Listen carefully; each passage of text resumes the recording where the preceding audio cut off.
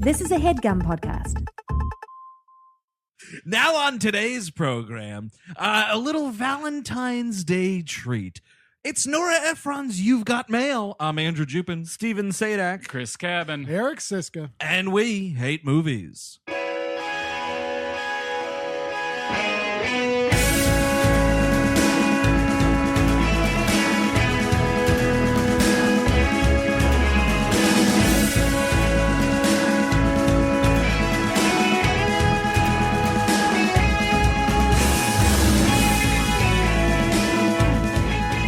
Hello, everyone. Welcome to We Hate Movies. Thank you for tuning in. As always, happy Valentine's Week or whatever the fuck. Yes. Well, Yeah. Whatever people worship. Because listen, we come out on Tuesdays. Valentine's Day is on a Wednesday. Sure. So, I just want to make it clear, we're not celebrating a week's worth of Valentines here. Whether you worship chocolates or roses or I cupids. certainly worship chocolate.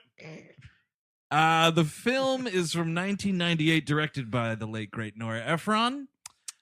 This is the one that's a remake of The Shop Around the Corner, starring James Stewart. Ernst Right. Lubitsch, And man. in that movie, Yeah. he's trying to pick up chicks with Morse code, right? He's sitting at the Morse code machine, right? There's some hotties on the wire, not the web yet, Chris. Yeah. There's no World Wide Web yet. He's doing the Morse code. Or- Oh, I thought he was using messenger dinosaurs, like in the Flintstones. Yeah. Come here, pterodactyl. Send this lady a message. This stone tablet. Yeah, we saw there was an adaptation of Shop Around the Corner on Broadway. There was a musical a couple years ago we went to. And this was the only time I'll ever say this. The dude, Zachary Levi Oh, from right. Chuck, Oh, yeah. who I find intolerable on that show. I am more like Upchuck. Yeah, nice. Was pretty good at this musical. Okay. Yeah. It was originally a play. It's originally a play. And So. wait, now I'm being handed some information that they Oh, were shit. actually pen pals in that 1940 That's movie. right. Yes. They Yeah. weren't using Morse code. Correction in from the news office. Wasn't Yeah, no, I there think any- you're just thinking of some old war movie. Yeah. that Oh wait, you holy watched. shit! Wait, 1 second. I'm handed something else from the news office that we have a Patreon episode on Man of Steel. Yes. Well, that was so weird of the news office to just interrupt the Can episode. you believe that? strange. Well, I just want to let people know that at Oh. the $5 level, Oh, you what? can get a full We Hate Movies episode on Man of Steel and Bright. I should have seen the wording plug notice on the envelope when it was handed. Wait, handed another document. Patreon.com/We Hate Movies. If it's plugged notice, that goes directly to me and don't open it. Okay. That goes directly to me and do not open it. Do you want to talk about No, that? just- Okay. So in this film, we bring things into the modern era. We're going to talk about everything from ASL, all these Yeah. to straight on dirty ass cyber sex. That's what I don't understand. How do they not make the move to cyber sex in this They movie? totally did, man. I'm telling you. Deleted it's- scenes? It's Yeah, they have the, to. the seedy underbelly of You've Got Mail. They met in a chat room. Dude, Yeah, Don't tell me exactly. they're not cybering. Please Exactly. don't tell me Mhm. this. It was the late 90s. We were all cybering then, all right? So much He's- cybering. He's sending her Isky art of what his dick looks like. Remember Isky art or whatever? yeah, I Am don't I even saying know it what wrong? this is. Or ASCII, isn't ASCII. it? ASCII? Ooh, well, bend over. Is that Hungarian? What is that? No, it's like a term that I'm not using correctly or saying Okay. right. That it's like you make a picture out of stuff on the keyboard. It's like a pre-emoji kind Exactly. of a thing. Oh. But it's also like something you could use to bomb the chat room. Remember, remember those jerks that would bomb the chat room? Yep. I That's definitely do. Those amazing. people should have been put to death with real bombs. By the way, just so Chris is fully aware, Yes. 8 plus sign plus equals. Okay, I'm starting again. Okay. 8 equal capital D. Oh, the penis. There you go. Okay. That's what that, he's talking about. Okay, the penis. But they would have these intricate ones where it would be like a fat guy and then his cock was hanging out. Like they got Exactly. really complicated with these things. Well, on Twitter they have those nows with like the in this house. we Oh, do yeah, we're such doing and that. such Exactly. thing. yeah, that's the same shit. Mhm. Yeah. They kind of bombed the Twitter chat room a little bit with that, to be quite honest. It's taking up a lot of my space. I'm going on the chat room, mother. So yes, we open with and it does take me back because I'm of a certain age. The logon screen from AOL. Oh, boy. Man. It And just that- hits you. And that phone modem, ooh baby. All of the endless and pointless conversations I had about episodes of the X-Files. I mean, what we should have started this episode, our episode was with that door open noise. Oh, When right, dude. When a That's new buddy, when one of your buddies logged on. he's coming, man. Chunk. Oh yeah. And it was always fucked up though because it was like, all right, I hope this is someone I like. Mhm. It's like, oh man, because like I think when they initially came out with it, they didn't have like muting, Yes. or hiding or whatever. But you could do if you were real thirsty, as the kids might say. Now, because I want to like bring the kids in because they don't know what Right. we're talking about. Okay, right? so this is like when you like you're flirting on Instagram and then you start sending dick pics. This is the Or you're antiquated setting a version. thirst trap. You could send an alert. Set an alert for yourself when that person logs on because it's What? oh shit, stop everything. Yes, Shop Scotty- girl has logged on. Shop girl. That's the weird thing about this movie, though. So they're only doing email, and at one point, like Hanks moves to IM, and it's like a big move, and I'm like, why aren't they IMing each They other? were That's the whole they met point. in a chat room. It's the same thing. Well, maybe they're not online at the same time. Yeah, I see. Huh. Yeah, because there's a lot of like late night just up crying on your huge laptop. Yeah, she says that they met when she was drunk, Yeah. like on her birthday. Well, Yeah, that's when you get drunk. Mhm. On other days. And then it was just a clean talk at She was going to midnight. send them a really, really, really low res picture of her half of her breasts. yeah, thirst trap. So we open up. Oh, I have to point out a couple things about this opening, by the way. So the Warner Brothers logo, Oh. you better believe that turns into a fucked up low res image. Well, it's on like a weird desktop, like we're making Yes. the movie on our bad and then computer. it pans back, and fucking Neo is sitting there at work. Can't believe I bootlegged this. This movie is terrible. Morpheus, are you shop girl? They're No, that's me, you fucking piece of shit. Neo, they're coming for you. The FBI is here. What if I told you that we could talk about our penises and vaginas on the internet? I'd say sign me up. Username thirst trap. Oh, but then so when the title card comes up, this Yeah. is what was weird. And I was like, did I accidentally rent some like fan edit parody? Like, you know, those fake trailers yeah. are like, you could easily edit this into like a fucking creep fest thing. Yeah. Because did you notice the screen goes to black and then in blood red text, it just says, "You've got mail." I was like, that's from like Copycat. It was the same font. Yeah, it was really weird. But you know what? That bringing this all together, kind of Warner Brothers wanted to be in the internet business because they did come out with The Matrix the next year. So like some fucking the head of Warner that's Brothers right. came in and threw a whole script at Nora Ephron. Was like, make it about the fucking internet. We're only about the internet now. They are only about the internet now because the website for this movie from 1998 is still online. I was on it today. snap. Space Jam's got a beat, dude. Yeah, that's true. But you could read all their emails from the movie in this website. Oh, that's pretty So you cool. can like hack her emails, Yes, but exactly. shop girls' emails. The way Shop Girl handled that classified info from NY 152 was irresponsible. So yeah, Meg Ryan is shop girl, and Which makes sense. She's yeah. a woman Yeah. who owns a bookstore. And then Tom Hanks is NY152 because he's the 152nd person in New York to get the internet. Like, that's how that worked. He was 152. it's kind of surprising that he got that. It is because he lives at 152 Riverside Drive. which is ridiculous. Which is like, oh, my screen name. Oh yeah, it's my address. yeah, no, bad move. 152 Riverside Drive, apartment B5. At AOL.com. Key under the doormat at AOL.com. Is Just goes into anyone's... chat rooms and just says "murder me" over and over again. Here's a question really quickly, because I have a definitive answer for this. Is are anyone's parents still using AOL? No. No. We got some Yahoos. My, A couple yeah. Yahoos I think I might got a Hotmail on my hands.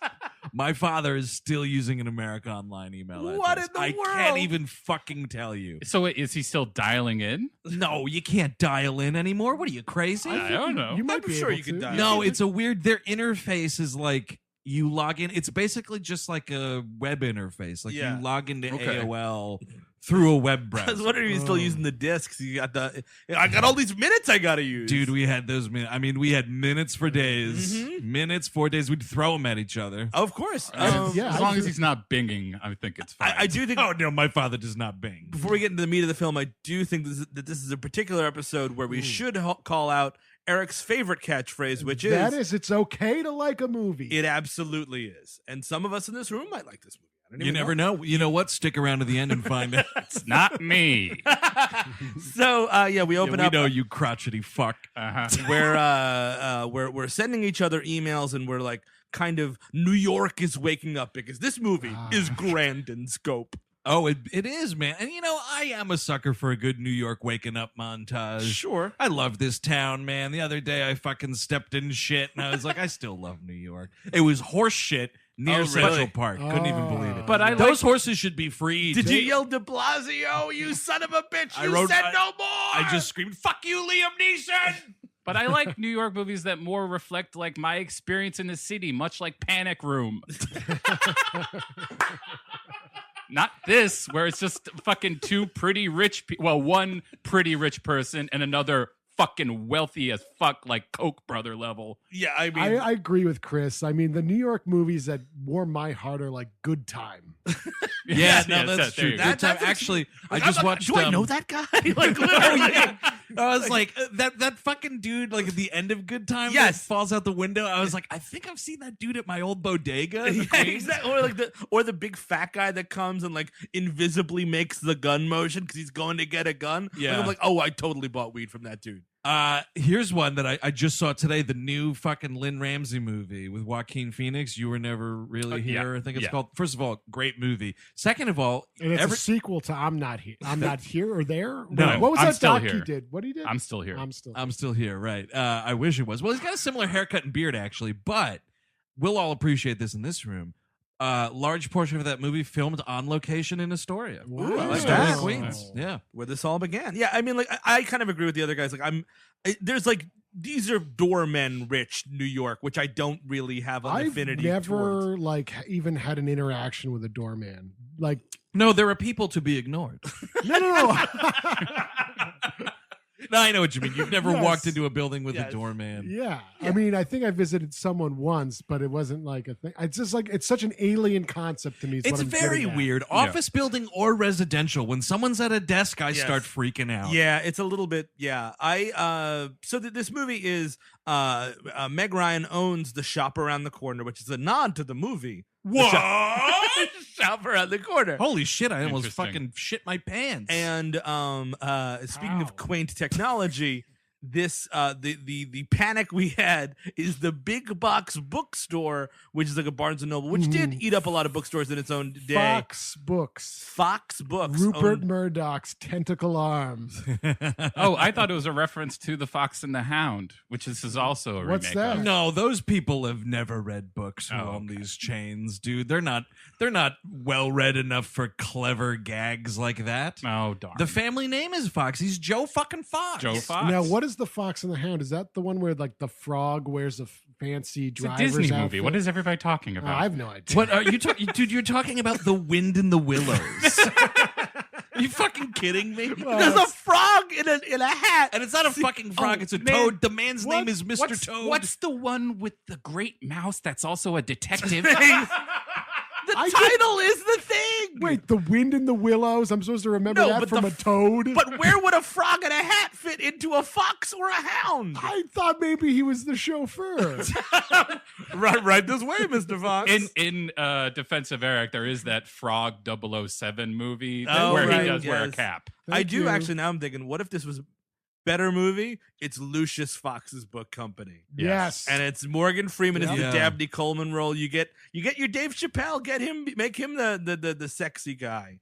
That would be something. That would be something. I'd watch that movie. He Although, certainly, by the way, Dave Chappelle in this movie looks so much better than Tom Hanks with his doughy rectangle head. What is that? I'll tell you what, I think this is the last movie where Tom Hanks kind of looks like young Tom yes, Hanks. he's pushing it. You can see the doughification happening, Yeah. of course, but compared to now, man, he still has that long face, and the hair is still just a titch on the fro side. Yeah, the Yeah. eraser head. Yeah, he's got the Jack Nance. Give me the Jack Nance, said Tom Hanks to the barber. Is that being beaten to death in a donut shop? Wait, is that how he went? Yeah. Oh, that's sad. There was was something about a fantastic. prostitute also. It was That really? man real. led a hard life. Oh, Jack Nance died as he lived, man. Rocking and rolling, fucking and sucking till the sun came up. Wrapped in plastic. Yeah, the city wakes up, and so do we.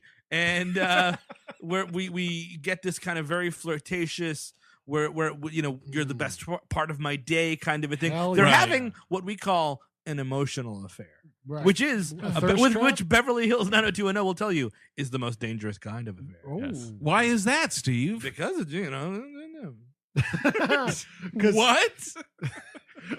Because it's more than just talking about your penises and vaginas. Exactly. Oh, I see. Well, because they're like getting involved, but not Yes. getting involved. Because and then the difference is, by the way, this isn't like when fucking scuzzy people like cheat on their wives on via Facebook or something. Sure. No. They don't know who each other is. Yeah, they don't have pictures because Right. technology wasn't there yet. Oh, Back- No. back but when- also she doesn't want it. No, she she's doesn't. very specific about Right. wanting to keep it the way it is. Mhm. This is back when everyone was a catfish. That's the thing, man. Eventually in this movie, he turns to catfishing, and I think he might be this character, Joe Fox, played by the great Tom Hanks, might be cinema's first catfisherman. Oh my God! wait. Patient Zero. Oh, I thought you were going to say cinema's greatest monster. Well, that It's too. up there. He Yeah. gets pretty creepy This at is the end. fucked up. This movie, man. It's So him in the he- Red Skull, kind of. It's the Upper West Side. She has a very cute little children's bookstore, which is actually based on something called Wonder Books, which still exists down in 14th Street. That's kind of the weird thing is like we're talking about, oh my God, the books, where are the bookstores going to go? Most of the little independent bookstores actually survived and now they're kind of coming back. Yep. But now it's just Amazon just runs our souls. Like, you know what I mean? Like we're Yeah. worried about Barnes and Noble because we need like actual jobs in this country as opposed to Jeff Bezos's fucking head buffer. Head buffer. Yeah, dude, that guy's got a shiny dome, Mm-hmm. man.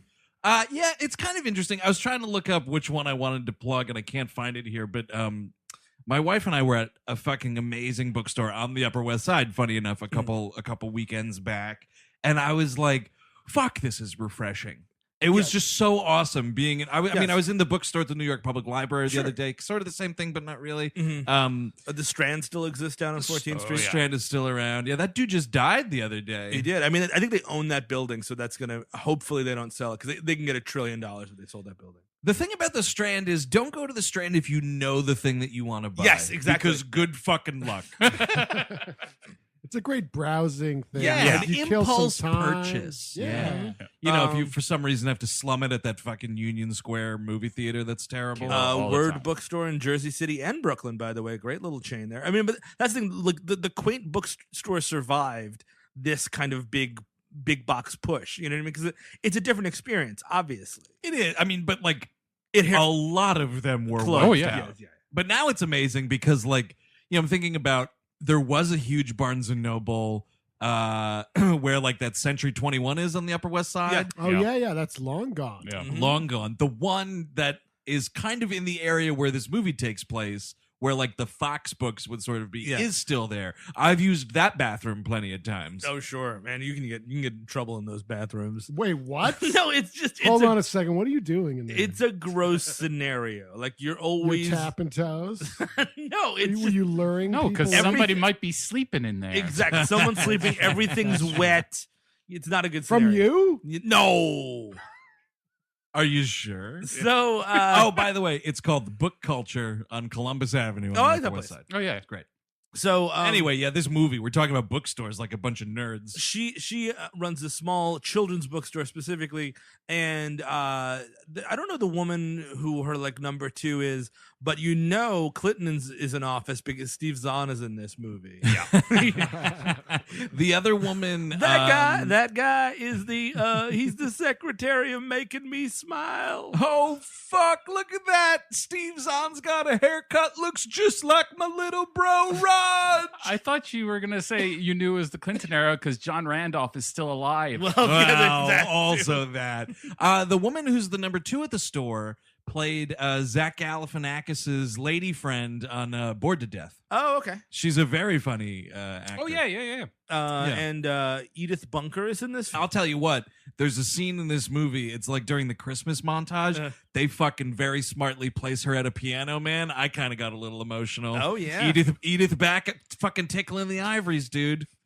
Did you guys not watch All in the Family? TV no. Land Like, classic hold in on my a house. second. Am I 57 years old? Yes. That- TV Well, then Land. I did. I know I did. I watched it. Don't get mad at me. Actually, Dad. dude, We're you gonna did have it to Don't perfect. get mad at me. We're gonna have to wrap this cabinet meeting. All the family's on in 20 minutes. Oh fuck! What's Meathead gonna get to do this week? Oh boy! Oh shit! What if we relaunched All the Family and Steve Zahn was Meathead? Yeah, we could just replace Vietnam with the Gulf War, baby. Lewinsky had the stained dress. Yes, dude, that's how it would Ken go. the Star was awfully mad. Those were the days. And then a saxophone solo happens. absolutely. Of course. This could have happened. This definitely This could have could- happened. Now this version I'd watch. So where are we? New York has woken up for the 19th Yeah. time. We're really trying to talk about Holy this movie. fuck! No, I mean, like, so she's got her crew. Tom Hanks's number 2 is actually Dave Chappelle before he started bad-mouthing trans people and everybody liked him. I got news for you, buddy. He badmouths trans people, and a lot of people still like him. Yeah, that's not all right. But I he haven't is seen any of them specials. Those bits fucking hit like a third. He's just so my God. proud of it too. It's so weird. Shut the fuck up already. Supposedly, though, Captain, did you see the new ones, though? There's like 2 I new ones. saw one and I heard the trans jokes and I didn't watch No, anymore. but that's Yeah. from the first 2 new ones. Yeah, now the there's first- 2 What? new ones. No, I haven't watched the 2 new. Because Oh, apparently well- he addresses the fuck up or something. I don't know. more- I couldn't be bothered. Is it the Netflix special More Hate to Sell?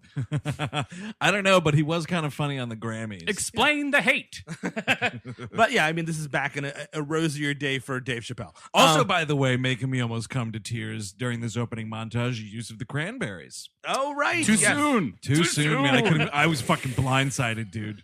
Too soon. 20 years 1998. Too soon. ago. So everyone will eventually die.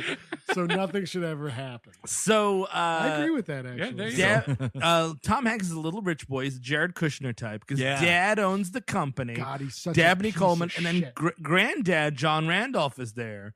John Randolph, of course, from The original Mr. Costanza. Yes, the original Mr. Costanza, and he's also fucking With Clark Griswold Sr. Yes. Yes, he is. And they're Yes, the father of fail sons. like, and they true. are Well, like, that's true. they're like jerking off to this business that they just closed. They're like, oh fucking whatever, that old fucking bookstore just closed. Oh yeah, totally. He's like, "Hey, Grandpa, we just closed another one." You come on, Leather. You can close that bookstore. You close the bookstore the best. Papa Fox, you get the sledge. Oh my God! Yes, yes. It's them, and it's just Leatherface in the room. It's fucking John Randolph beating a grad student cashier to death with a ball peen hammer. Gets Christmas scene on force. I love capitalism. That's pretty much it. So This is the true capitalism a love story, but Oh yeah. Yeah, oh my God. Man. So like, basically the story is he's opening this store. It's more than likely going to close her store. It's a problem, but they're also in love because they're both, by the way, cheating on their very good spouses. Like you've got Meg Ryan is paired with a very fuckable Greg Kinnear. Can we just quick yes. I'm not going to counter that. A fucking 1998 Greg Kinnear, where do I sign I up? will one up that. No, what I want to clarify, neither of them are married to these people. That's true. Yeah. Right. Well, you're saying spouses. All right, Neither so- of them are married. to these Partners or boyfriend, people. Meg girlfriend. Ryan and Greg Kinnear, the fuckable Greg Kinnear, Mhm. do Yeah. not even live together. I No, do it's- want to mention I would also fuck Greg Kinnear. Yeah. This just in from the news desk. I'm handed Turns out something. I'll fuck him. I'm handed something here. It says I will fuck Greg Kinnear, but I want to say It's too late. Not now. Oh, Back then. No, wait, hang on a second though. How far could it go? Because fucking, you've got mail, Greg Kinnear. Sure, are you fucking autofocus, Greg Kinnear? I don't know. Because Willem Dafoe wanted I gotta to. say, Andrew, that I think 1999 is as good as it gets. Oh man, I will be outside. I'd still do it in autofocus. Oh, really? Oh yeah, dude. Are we going? Well, no one's going to the rake though, right? Oh no, that's too far. Yeah, And nobody watched that Chris show. Yeah, what are you Cabin talking can Willem Dafoe watch? Sure. Or beat him to death with a lamp. So I love that movie. That's like my favorite Amazing. Paul Schrader movie. and he's like you said, he's the writer for The Observer, and we've also got Parker Posey, fucking the prime time, knock it out of the park in every role. Parker Posey, which she does in this movie as well. Yes. Absolutely. she's Purchase a fellow Purchase alum with us. Right, Wow. same college. Hey, I'm just letting hey, people know what purchase means. hey, you know what? Pretty cool. She's Tom Hanks's whatever girlfriend. And like, I mean, this is the weird thing about romantic comedies. It's like if you watched only romantic comedies, you would always be cheating on whoever you're with whatever infatuation you have, because that's what romantic comedies tell you to do. It's like, well, You're just doing whatever movies tell you to do. because it's like, oh, the next thing is right around the corner. Like my true love is this new girl that I'm infatuated with. Like, oh yeah, I've been committed for this long, and then you kind of just keep going on and on. Yeah, and I don't want to hold us up on this, but can anyone quickly think off the top of their head a rom-com in where like the both people are single? I'm sure they're there. Yeah, it's always somebody being like, oh, I'm in the wrong fucking relationship with this asshole, and the other guy's like, hey, what did I do? I guess it's like if you go down to like teen shit, like an She's Yes. All That kind Yeah. of thing. Like there's Would you count Before Sunset as a rom-com? No. Ooh, well, wait. So The before, first, I'm sorry, before the first one. Sunrise. Yeah, Before Sunrise. No, not at all. Okay. That's just a classic film. I mean, I think There's it some fits funny that. moments. It's funny and it's romantic, so I always Isn't he single and Sleepless in Seattle? At least I think she's got. I haven't seen that in a long time. don't remember. He's dating someone slightly when they meet. Yeah, fuck that lady. Yeah.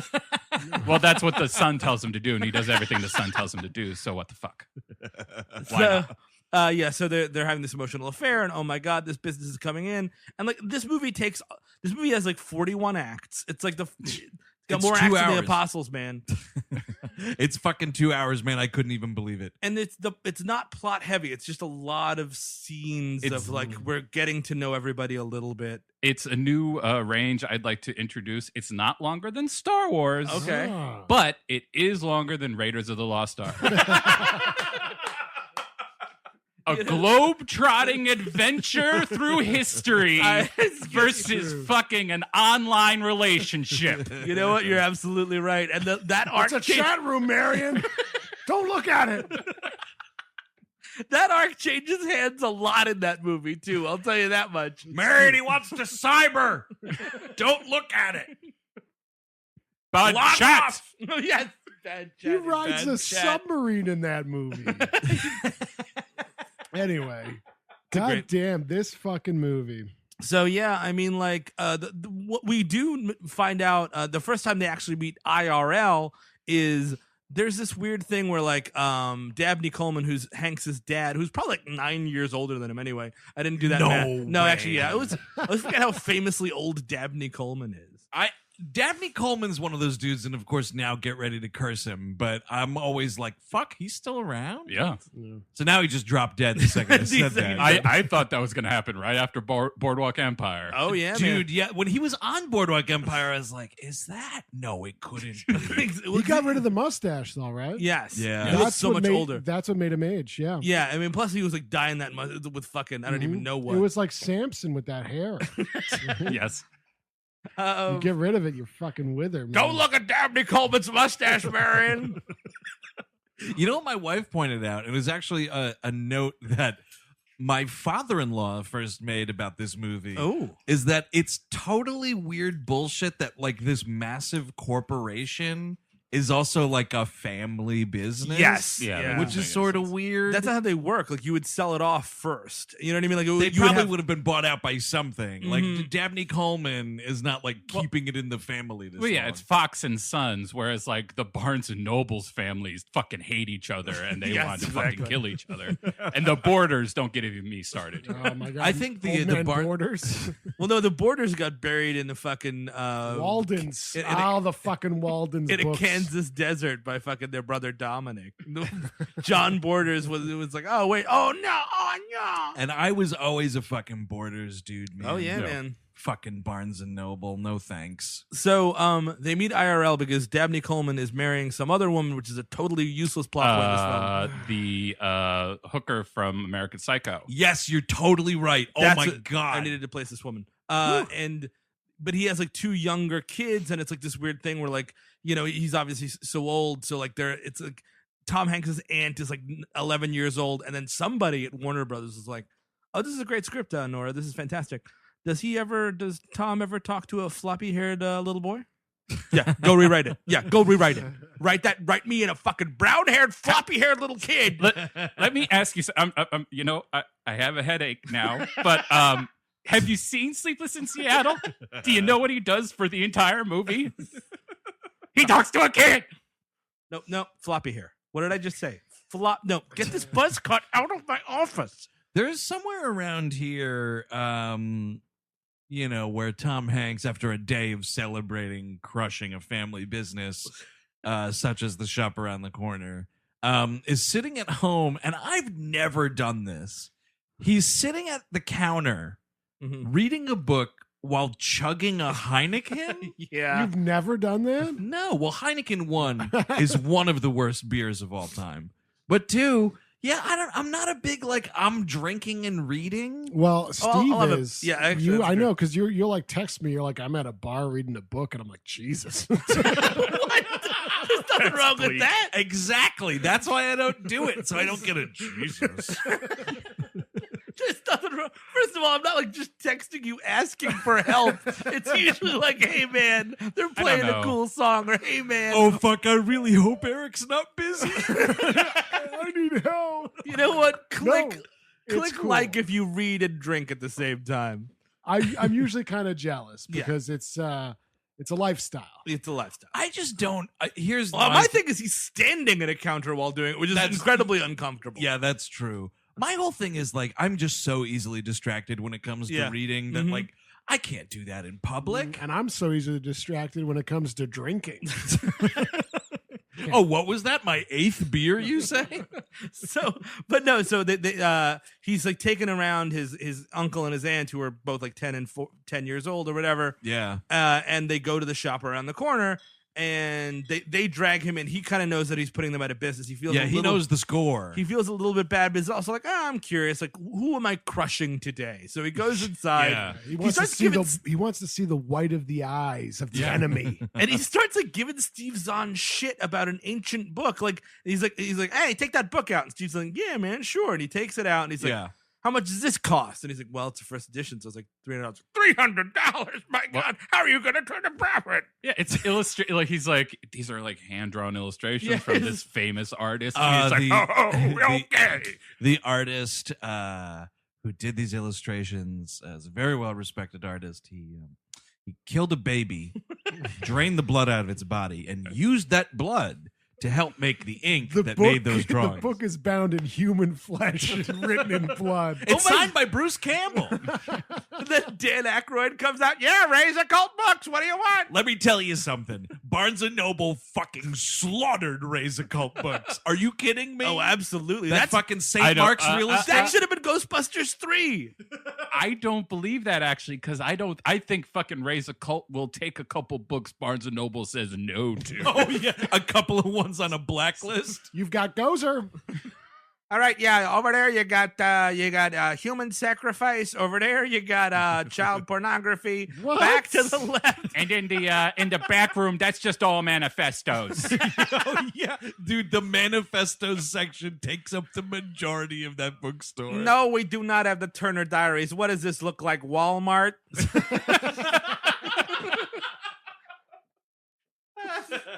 We do, Milk toast. we do have an entire shelf dedicated to Ruby Ridge, though. We also got a couple of paperbacks of Charlotte's Web left. That'll haunt you. So, but no, he takes them in. He's giving this person shit, and then like, he realizes not to tell Meg. He's kind of flirting with Meg Ryan because it's 1998. Meg Ryan. What are you gonna do? What are you doing? Yeah, the fucking sun's up. Come on. It's a year before she gave up on life and did Proof of Life. Well, she actually said famous about this movie was this is the last. This movie didn't challenge her at all, and she was fucking tired of it, which is kind of admirable. But then her career went like literally inside of a toilet. Yeah, but also like you're fucking Meg Ryan. You don't have to do anything. That's true. Yep. Yeah. But Proof of Life was her and Russell Crowe. Yeah, that's where she started her affair with Russell Crowe and then ended her marriage with Quaid.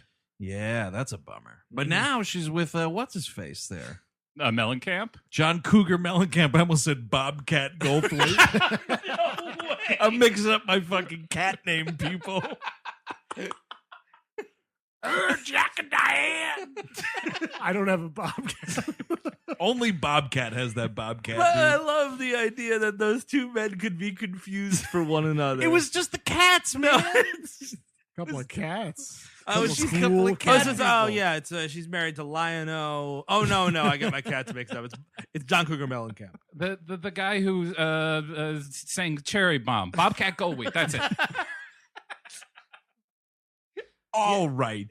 The point is, she lives on a farm with John Cougar Mellencamp, Yes, she and does. that's some hot sex. Real famous guy. Yeah, he played Salem the Cat in Sabrina the Teenage Witch. Oh, did I? No, so he's like flirting with her, but he realizes that he shouldn't give her his last name, even though Fox is a totally common last name. It's fine, but he's like he doesn't give her his last name, and like he's kind of lying to her. Later on, they kind of meet up at this like Christmas party because this whole movie kind of sort of takes place around Christmas. Yeah, it's it's very It loosely a starts Christmas movie. In September, I could tell you that because I went through the emails. Oh shit! Because there's that beginning. It's like, oh, don't you love like autumn in New York? Because it makes me want to buy. That's another bad New York movie. Makes me want to buy school supplies. Oh, Yeah, One of right, these right. emails. Yeah, and he's like, if I knew, and this is the creepiest line in the whole movie. He's like, if I knew your address, I would send you a jar full of sharpened pencils. Oh right, dude, that's the start of it, and like it's one of those things where Oh man, I'm wet right now. Yeah, and then if you're not paying attention, that line flies right by you. Yes. But you fucking take a deep dive into this guy, man. There are some ulterior motives. Yeah, and he also said, I would love it, especially later in the summer.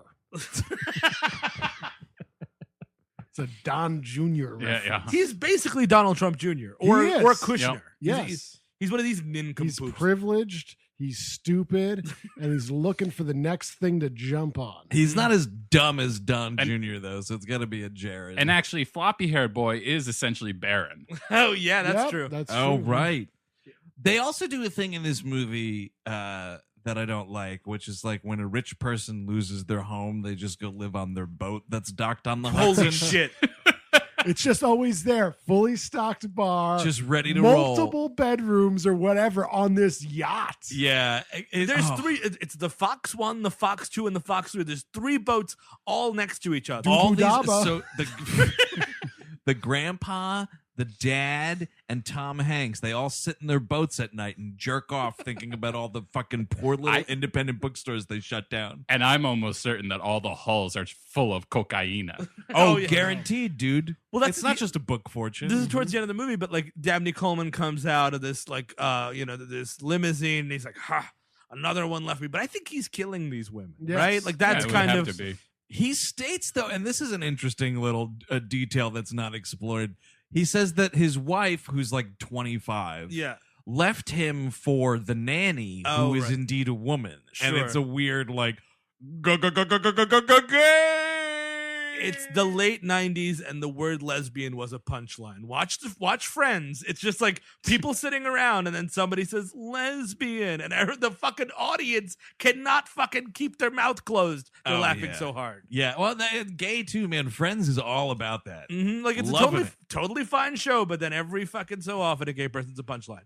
There's an annoying thing. So like he's hanging out with these little kids, and he takes them to the boat, and he does this like, all right, kids, like turn to the river and say hello, New Jersey. Yeah. And I was like, nobody wants to say hi to Jersey. Yeah, it's like, oh, let's Stop piss it. on New Jersey. Yeah, it's like, hey, little kid, fucking piss in that river. Maybe some of it'll touch Jersey. Don't piss in the river. No, it's got enough. It's so they go to a Christmas party. Oh, right. Him and Parker Posey and Meg Ryan and the incredibly fuckable Greg Kinnear go to a Christmas party. That's an Amazon show, I think, by the way.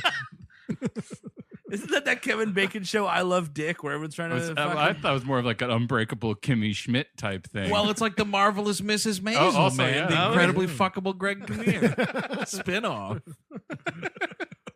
There's a thing, an obnoxious Greg Kinnear trait in this movie, though, where he's fucking pontificating about how amazing it is to use typewriters still. These people bother me. And I'm roping Tom Hanks into this because he wrote that book of short stories. Oh, right. And the gag was, or the, not the gag, but the gimmick rather was like, all of this was originally transcribed on a typewriter. From Hanks's noodle to a typewriter.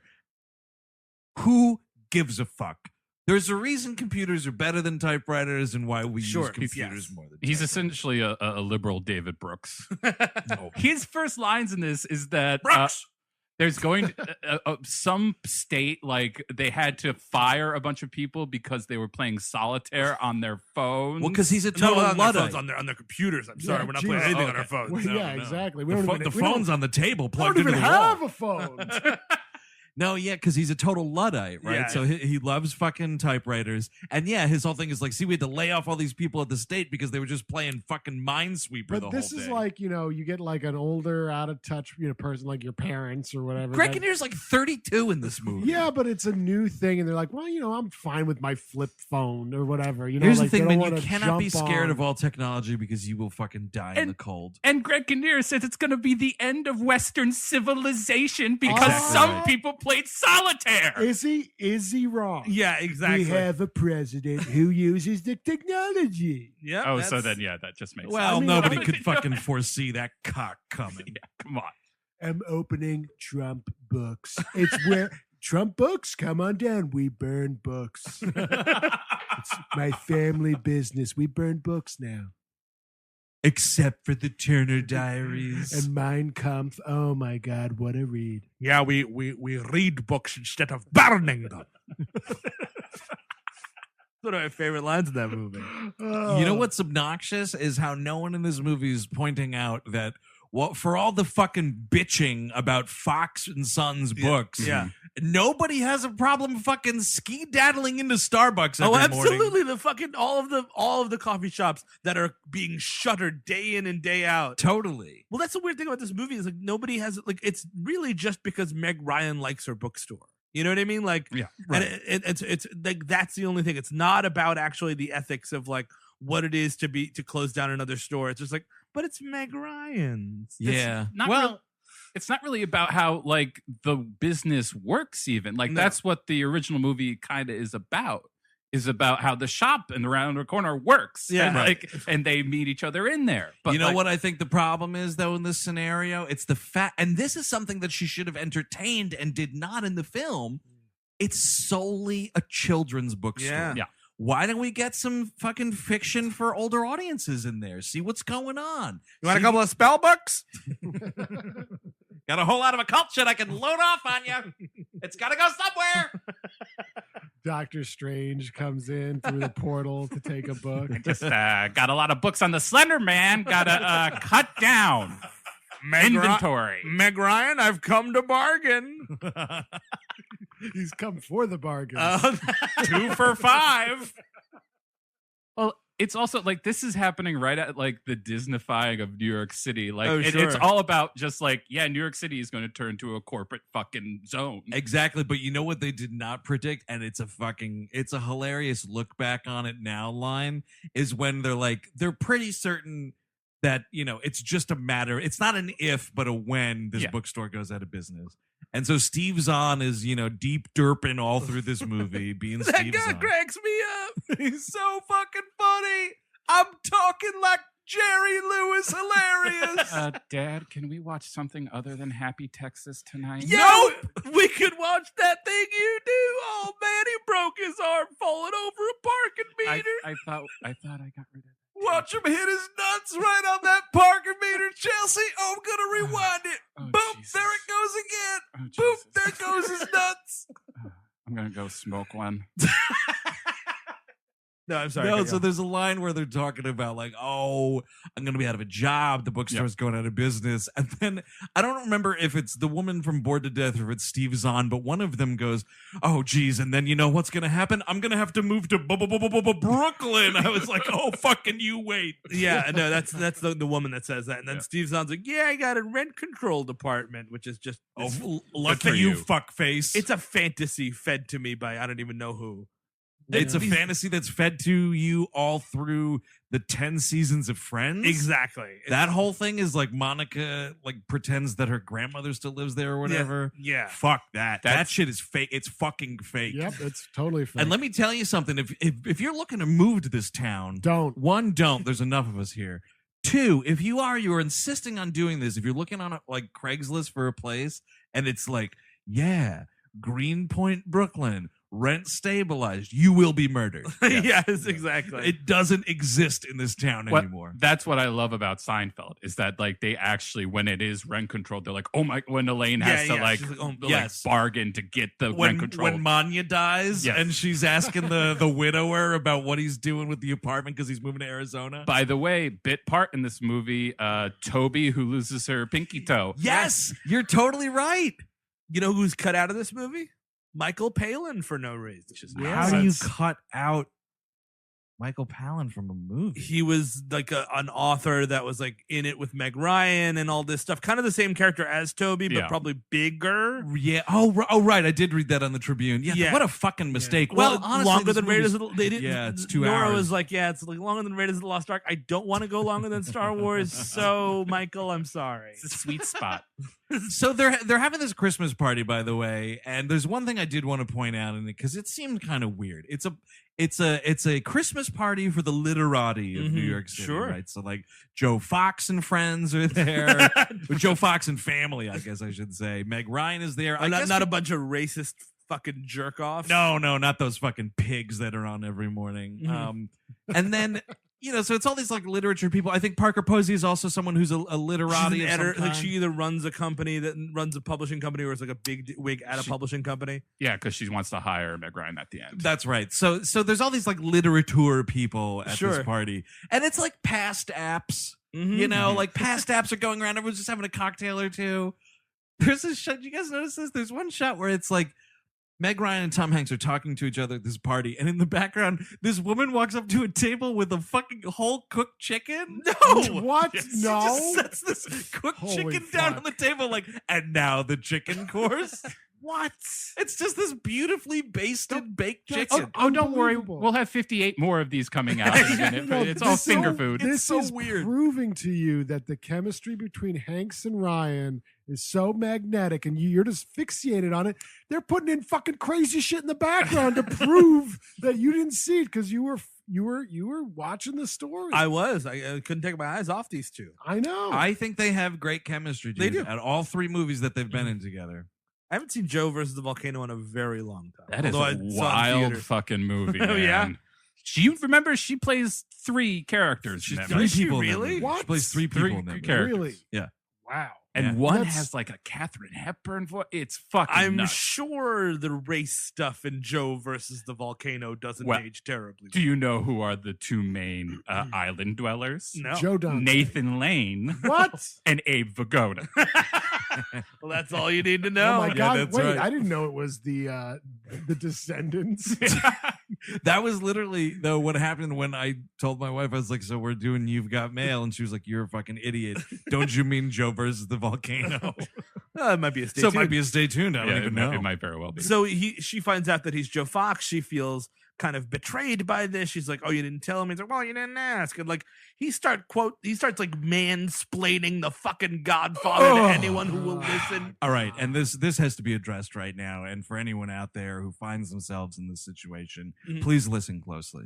There is nothing more pathetic than a dude who is obsessed with The Godfather and who is obsessively quoting it. It is one of the dumbest things you as a human being can do. It's fine to be a total fan of The Godfather. Oh, sure. But if you're one of these movie, great movie. motherfuckers that walks around, like let's say you walk into an Italian bakery, and in this bakery you see a box of cannolis, right? Yeah. And then you see that and you cannot help yourself but say, drop the gun, take the cannolis. Yeah. He's got a gun!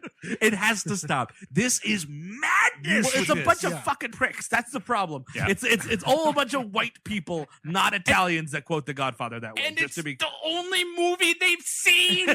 It's the only movie they've seen. And you know what? And everyone around them has definitely never seen it, which warrants a fucking play-by-play of a 3-hour film. Oh my God! It's one of my biggest pet Okay, peeves. they might have already also seen Goodfellas.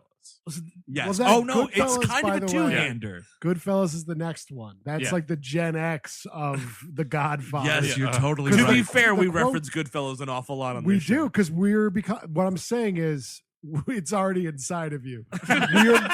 we are becoming those people, but for Goodfellas. I'm just saying we got to pump the brakes. But it's weird though, because I think we maybe do like 2 lines from that film.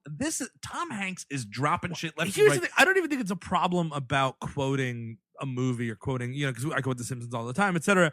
But it's about being like, hey man, you know what that's from? And then the guy's like, what? And it's like The Godfather. Like, I know. Like you know what I mean? It's the showmanship of it all. But it's like he's saying, no, that's Plato. Or that's Socrates. It's some grand truth from the fucking Godfather. Well, that's what because basically the next move of the movie is she, as a shop girl, goes to her friend NY152 and is like, oh, this guy's trying to run me out of business. And he's like, again, to Andrew's point, kind of creepy, like, what's your business? Yeah, what do you do for a living? And she's like, no. How do you make your money? Keep it vague. And then he's like, well, it doesn't matter what you do, because I am a brilliant businessman and I know here is some solid business advice. Okay. Why don't you fight back? And you know what? Keep doing stuff. And how about... And Eric. I'm a great businessman. Question the first. Is your father rich? Yeah, step 1. Have your family be retroactively rich for all time. One thing we've learned from our current president, everybody who says they're a brilliant businessman is definitely a brilliant businessman. That's very true.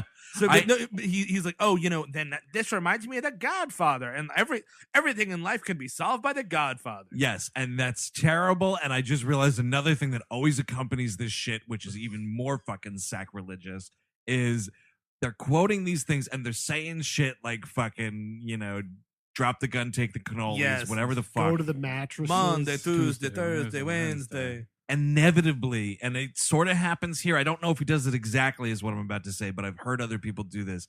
Whenever you're talking about any dialogue from The Godfather, it could be something fucking Kay Adams is saying. It devolves into someone doing a terrible Marlon Brando impression. Oh, yeah. And he's doing it in this movie, but I don't know if he's using other actors' lines in a Brando voice, but I've seen this happen in person, and you're like, what are you doing? What are you fucking doing? You know what you should do is I get out of the bathroom, right? And then Chris is about to use it. I'm with you so far. And Andrew knows like what I this. just did in the bathroom, and it's going to stink in there. What he should yell at is, Apollonia, no! What?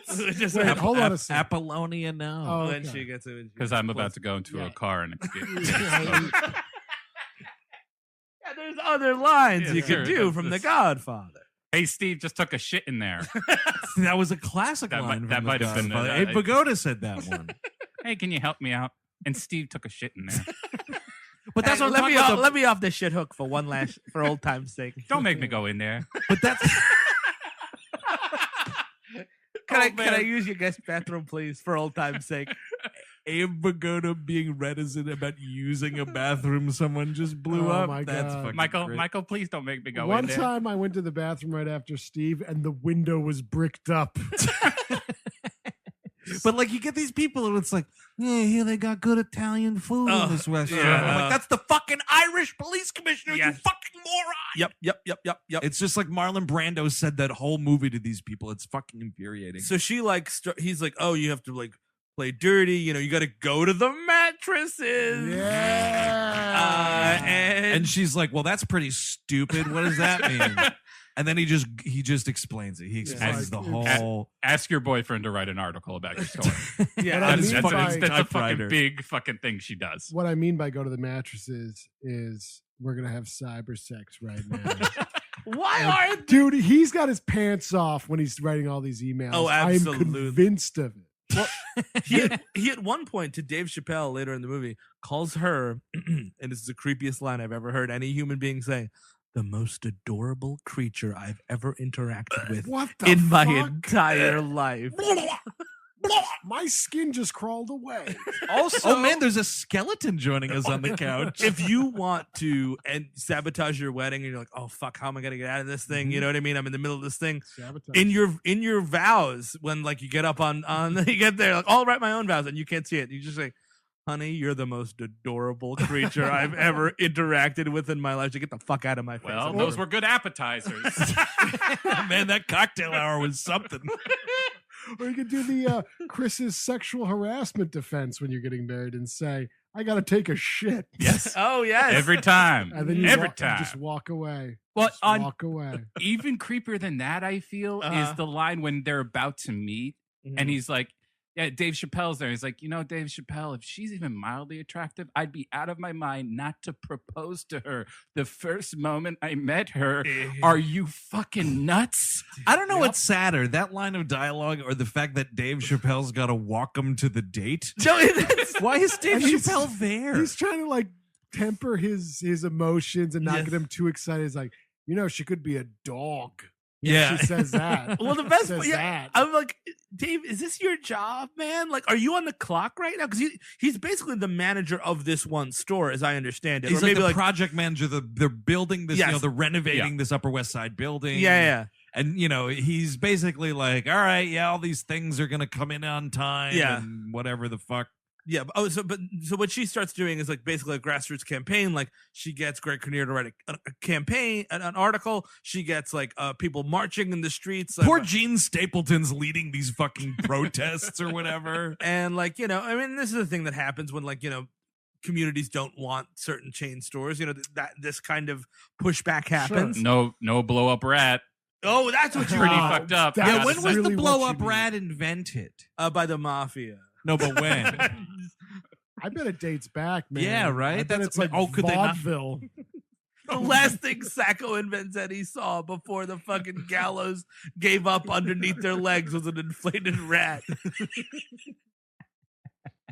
No, step on the pump. It's gonna take a while. I don't know. But By the way, when he's escorted to his date by his project manager, he like acts like he's not going to go in there because it's whatever her name is, Kathleen Kennedy. Kelly. Kathleen Kelly. Kelly. I kept wanting to call her Kathleen Kennedy. Oh, no. No, it's not. So- Not the most powerful woman in Hollywood. Right, Lucasfilm. Yeah. So then he's like, "Oh no, I can't do this." He leaves. So I feel it's to get Dave Chappelle away from there because he's gonna do a huge creep move, Yeah. right? Big He time. acts like he's gonna leave her alone, and then he comes back. I came back later, Yeah. and then he acts like he's just going to this coffee shop. Yeah. Oh, yeah. And he's And like then- kind of yeah. teasing her a little bit. It's And a that's weird where- Where's your friend? Where's your friend you're meeting? I wonder. And this is where any defense of the Tom Hanks character in this movie Mhm. is completely and permanently Exactly. invalidated. Now you want to toy with her for like 5 minutes. You're still a weird asshole, but he just does it all night. He keeps And it up through Christmas. I said he leaves. Months. He leaves. He leaves. Well, this that's the thing. dude, he has months of the upper hand. Again, because I haven't seen this movie in a while, I was like, because it's like him and, all this stuff happens to her story. Like, she's kind of gaining, and like she said some nasty stuff about him, so he doesn't like her. Right. So then they go to this date, and oh my God, she's there. Dave Chappelle leaves. He goes in, and like, or he doesn't know what he's going to do. And I haven't seen this movie in a while, and I'm like, oh man, is he just going to ice her completely and not go in? Like, that is the coldest shit I've ever seen. And I was so wrong, because this is so much worse. Like, icing someone is bad. Icing someone is awful. It's an awful thing to do. You should not do. But if he ices her, and then the character like goes home and he's like, I just didn't know what to do. I did not expect it to be this person I have this like weird rivalry with. How am I? He's actually concerned about how am I going to break the news. Instead, it's like, let's fuck around with her. His arc is to essentially demonize the best parts of himself. Yes. Like the things she really likes about the guy online, he's like undermining all of it. He's like, that guy sounds like a real loser. Doesn't sound like he's got money. Well, he walks into this fucking cafe, and one of the first things he does is like, oh, you're reading Pride and Prejudice? What a fucking loser. Exactly. He's already read the book for her, essentially, at this point. Yeah. They need to have like a flashback of like John Randolph and Dabney Coleman like putting cigarettes out on this kid. Like, that's the only way to redeem him. One for Pride and Prejudice, one for your fucking forearm. Hey, Joey, you see that little girl over there? Go ruin her life. I'm going to smack you once for every page in this book. What's this? What this? Lord of the Rings? We sell books. We don't read them in this house other than the power broker, okay? And the art of war. So he goes in and like he humiliates her for a long time. She's like, could you please? And this is the first of many times she keeps saying, can you please leave? And he's like, no, I'm not. No, I'm here to quote the Godfather some more. Dude, Which also, like, he should be quoting Mario Puzo or whatever, right? Yeah. The book, right? Yes. Is Yeah, that the No, because author? these fucking piggish people that own these businesses, man, they Yeah. don't actually read these books. Dabney Coleman's fucking throwing books in a huge marble fireplace. They make this point 1,000 times in the movie about how like people who run big bookstores don't read, but people who have small bookstores do read. Right. Oh, wow. And I feel that's totally true. Sure, yeah, of for course sure. it's true. I don't know if that's true. Of course it's if you true. get into the book business, probably chances are you do read. I'm not in saying they're any- good books. Tom Clancy's probably all over your house. Well, no, I'm saying like if you're some fucking suit Yeah, that's who works true. at Barnes and Noble, Yeah. your passion in life is not books and getting people to read. I mean- your passion in life is fucking capitalist nonsense. And most of those people, like those companies, it's like all accountants. It's all about the numbers. Yeah, that's and true. shit You're all and salespeople. finance. You're concerned about where you're going to put the fucking Starbucks in your huge Barnes and Noble. So, as it goes on, he now he in this weird way, like she thinks like she's got jilted by this dude. She wants to call it off. There's this one of the funny lines of this movie that made me laugh was when she thinks that he's this murderer, which is Oh, right. the rooftop killer. It was called. She thinks that the dude she thinks she's meeting is Yes, the rooftop killer. NYC 152. She Yes. thinks that that's because why else wouldn't he show up? And then he writes this bullshit, like totally like wishy-washy, like I can't tell you why I didn't show up, but trust me, I had a good reason. Man, this woman's a doormat. Like it's just you've got Greg Kinnear right there. Like, oh, this guy fucking stood me up. What a mistake. That's a sign from the gods. I'm Yeah. gonna marry. Delete. Block Or, you know message what? or whatever. Fucking message NY153 or whatever. You know, Yeah, see what that person's up move to. up, move on. You know, move Or on to someone go else. into the Elf King chat room. You know what I Oh, mean? Yeah, dude. You started hell on the yeah. over 30 chat room. Go to the over 35 chat Sure. room. It's right there. Here's or a the question, BDSM chat room. Figure it Whoa. out, dude. You Yeah. never know. Now, here's my question though. In this cafe scene where he's being a fucking maniac, isn't this also the scene where she's like, she's had enough and she like amazingly tells him off? Yes. This Yes. is when- Oh boy, does he get fucking filleted. Oh, but I'm sorry. He's been called a suit yes. 100,000 times this month.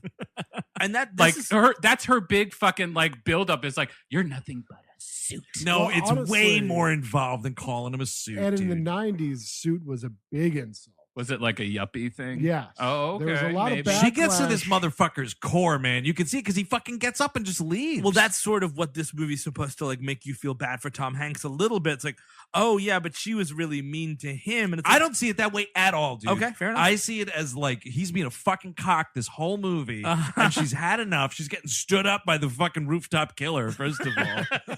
And she fucking eats into this dude, and he fucking has to go away with his tail between his legs. I, as a viewer, and I felt this way every single time I've seen this movie. Okay.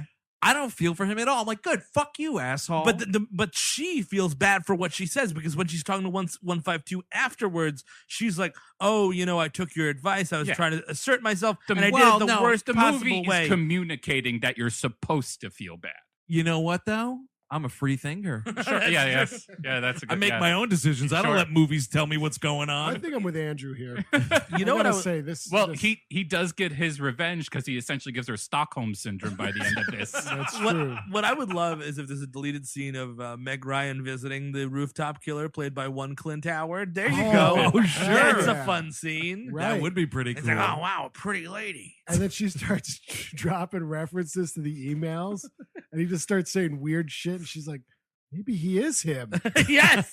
He's Clint Howard's like, what's an email? Man, recycling's fake. So I don't know. Like she winds up having to close her store is sort of the next movement of the film. Yeah. And I do say movement because there are no acts to this film. Things just sort of start to happen. It's a blob. Well, it's kind of a bowel movement. she winds up closing it.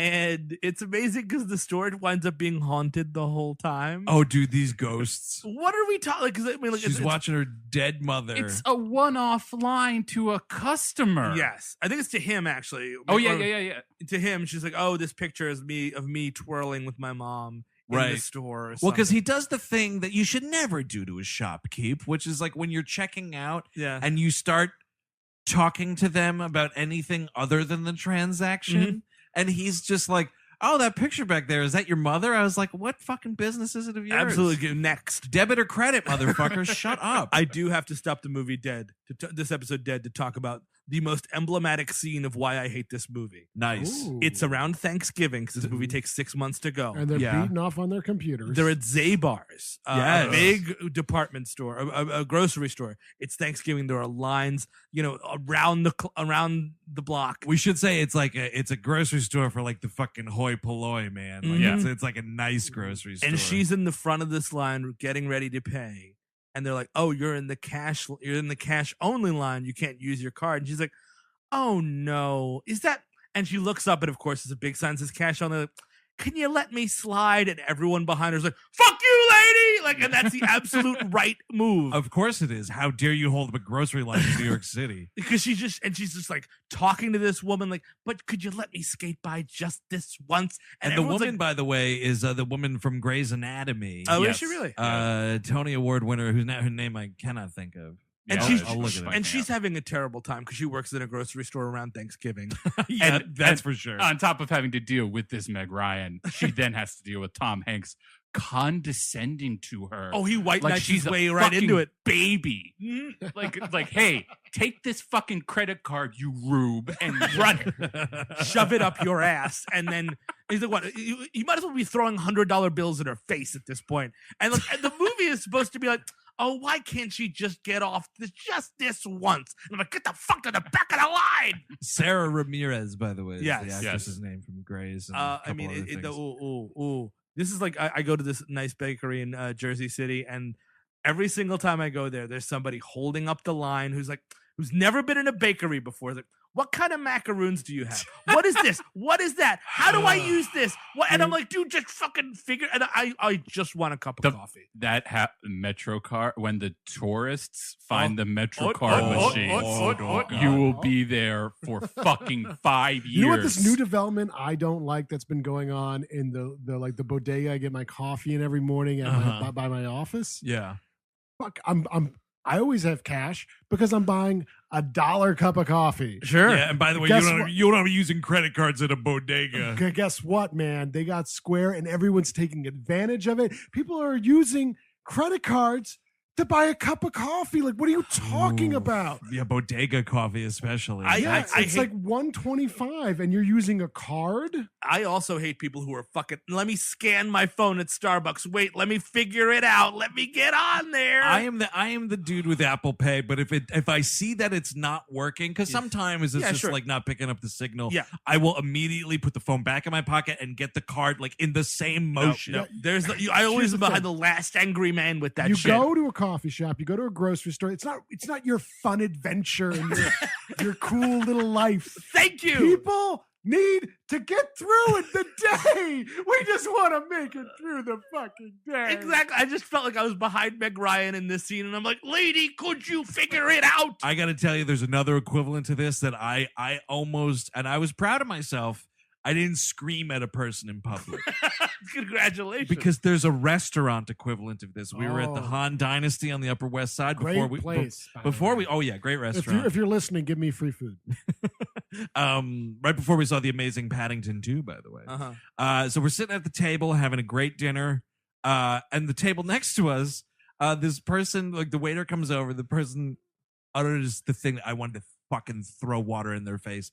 So what's good here? Oh, and so if that wasn't bad enough, so this poor fuck has to be like, this dude, I got to tell you, this guy, A+ performance. You want to talk about Marlon Brando? This dude was fucking doing it because there was not an ounce of condescension in anything he said, but she kept being like, but what's that? Oh. Is this one spicy? Dude, what is this? Are there peanuts in this one? What's this thing? And this dude we're talking like 5 minutes. Well, this guy's probably had this every day, so he knows to every day put a thumbtack in his shoes so that when this is happening, he can just press down on it and think of the pain instead of this.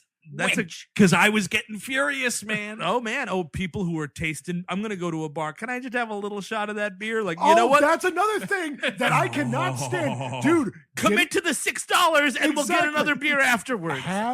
You want to try the beer? Then fucking drink the beer. People are egregious with that. They're getting fucking drunk off of samples. Yep. I saw in this very New York City neighborhood, we were at a place getting brunch, and this person was like trying all the wines. And I'm overhearing the whole thing, and I'm pulling what's left of my fucking hair out of my head. Oh yeah. Listen, just make a decision. Like you said, eat the $6. You know what a great way to taste a beer is? Fucking drink a beer. How about that? Yeah. It's not going to kill you. And you don't like it? Oh shit! You just be like, you know what? Chug it or whatever. One time I was at a bar. I ordered a fucking Sierra Nevada Bigfoot. It was one of the single most disgusting beers I've ever had in my life. You know what I fucking did? I drank it. Yes, that beer tasted like someone pissed in an ashtray, but I drank the whole thing, and then I got a beer after that beer that wasn't that beer. Well, because technically that beer is like a barley wine. That's not, it's not a great one. You know what else is fucked up? Fire. VCRs. Oh man, thank you for bringing it back. Oh my because Greg Kinnear goes on Jane Addams' talk show and they kind of flirt. And is it public access? I don't know. I guess it could have been like an early New York One situation, like the same place where like fucking Bill Murray's doing his show at the beginning of Ghostbusters 2. World of the Psychic or whatever. It was where Eric Bogosian had his show on fucking Blade Trinity. Totally. And he's like kind of flirting with her and like. Meg Ryan. Jane Addams flirting back hard, by the way. Yeah, she's pretty thirsty. The legendary Jane Addams. She's fucking great. Oh, yeah. And she's flirting back, and like he's complaining about what, we're using all our VCRs. Now, the reason we use VCRs is to tape what's on television when we're not around to watch it. But the reason we're not around to watch it is we're living our lives. Can you imagine that? Can you imagine that, ladies and gentlemen? Why don't you find a grave and fucking go in it? Wow! How about that shit? I kind of agree. That's great. The fuckable Greg Kinnear taken right to the grave by Chris Cabot. So they wind up, their relationship is sort of ending. They go to the Lowe's on 86th Street. No, that's what's interesting. The Lowe's 84th Street makes an appearance in this movie, but when they go to the movie later on, it's Lincoln Square down on 63rd and Bridge. Okay, they're in Lincoln Square. It's a big balcony one. Yeah. And like they're talking and they realize that they're not right for each other. They go to a cocktail bar to talk it over, and like this bullshit amicable breakup is only to make you think that Meg Ryan hasn't been cheating on her boyfriend the entire time. Is this cheating? It's not cheating, but she's whoa. Steve said it was an emotional cheat. It's an emotional which is affair. The worst possible. I mean, I don't know what you guys are learning from this catfish show that you watched. Well, also he's I'm learning having Black Lives Matter this season. Oh my lord! Are they touching on Black Lives No, Matter? he's just wearing T-shirts every time. Yeah, it's like who? Max The main and guy. Neve, man. The main Max dude. and Eve? they're the hosts. Max and Neve. Oh. There's hosts on that show? Yes, and Jesus They're the ones Christ. catfishing every year. well, it's like I'm glad you support the cause, but like it's really obnoxious this season Yeah. because it's like they'll be like, okay, so a black person has a catfish problem. They show up in Black Lives Matter t-shirts. Yeah, it's a little weird. Are they not wearing them if a not black person has it- them? Sometimes they wear ones that just say feminist. It's a little much. When It's a touch showy, is what I'm saying. When they go Oh. to see white men, do they just have a shirt that says Cole on it? No, it says fucking Cool. Make America Great Again. Oh my God, that'd be amazing. A t-shirt for every catfish. You know what? Ziggy is getting preachy this season. Well, they also even it out because fucking Greg Kinnear has been having an emotional affair with fucking Jane Addams. Oh, that's they're doing the fucking slow-mo. Meg Ryan's like, if you pause it right here, you can see the part where you get a boner on national television. What's or at that? least citywide television. Is that a stain on your oh. But it's kind of funny because like Jane Addams is like clearly flirting with him, and then he's like, oh well, maybe she's just a fan, and then like he is hardcore flirting back with her. And they wind up having that Seinfeldian breakup. It's like, you know, it's the best breakup in history where they're like, I don't like you either, and they shake hands. Like, Yeah, I hate well, this you. has been, Yeah. well, this has been fantastic. And, What they do here too that's obnoxious is so they're having the discussion during the opening commercials Oh, or yeah. whatever. It's kind of a funny line because this woman shushes them, Yeah. and they're like, well, "The fucking hot dog is dancing. Like, Yeah. We can talk right now," which I totally support. You can talk through the hot dog. Yes, you talk to you the can. hot dog, you should probably whisper through the credits, but once Yes. the movie starts, we're not talking anymore. That's Yes, fine. exactly. Yeah. Whisper through trailers too, I'm gonna say. That's what I mean. The Yeah, trailers. yeah. Whisper through the trailers. You can talk, but whisper Yeah. through the trailers. Mhm. But so they realize that this is happening, like right here in this movie theater, right? But then it cuts to the next location. They're at this cafe, but the first line of dialogue at the cafe would have been the next line of dialogue at the movie that whole theater. thing. So it's movies and television do this all the time, where like they realize like something has to be said, and then everybody shuts the fuck up until they move to a second location and then start the convo again. Well, especially if you're in the middle of an emotional conversation like that, you're breaking up with somebody. You know what I mean? That's going on the whole time. You're doing that right out on fucking 63rd and Broadway, man. You're not waiting till a coffee That's shop. an escalator conversation. What the fuck is going on right now? I couldn't even believe it, by the way. That movie theater has the same goddamn murals up Exactly. as they did 20 years ago. God bless. Outrageous. Well, their escalator conversation is about Birdie fucking Francisco Franco, Yeah. the man who killed right. 30,000 people. Right, the former head of state of Spain. Yes. Oh, right. Gene Stapleton had an affair with him. That was the Yes. idea? Yes. That was a physical affair, which actually, when you're dealing with a genocidal maniac, is actually the most dangerous kind. Oh, the passion. The passion. What's that like, though? I mean, presumably, Gene Stapleton's character in this film didn't much share the politics of Franco. Sure. So she's just down for the fucking. That's okay. But it was while he was doing it, so she was clearly But okay no, with you it. shouldn't fuck bad people, right? That's the whole thing, right? Oh, yeah, I guess that's why you they're shouldn't give offended. them pleasure, unconditional pleasure and love to Franco. Mhm. Oh, I see what the Yeah. problem is. Tom Hanks and Parker Posey get stuck in an Elevator. elevator, and I kind of wanted this to turn into that movie Devil, where someone in the elevator is the devil. And I got the perfect fall guy, man. Michael Badalucco in this movie. Oh, whatever. Just that nice, fat, nice guy that was on a lot of ABC shows for a while. He was in Oh But Brother as Joe well. Fox is totally the devil in this situation. Oh, absolutely. Oh, yeah, without question. You can see the Uh, fucking horns coming out of Hanks's fro. You know what I will say? Both dogs in this film do get a credit, and I think that's a woman director thing. And that's why I strongly suggest women directors, because they credit dogs properly. Oh, that's why.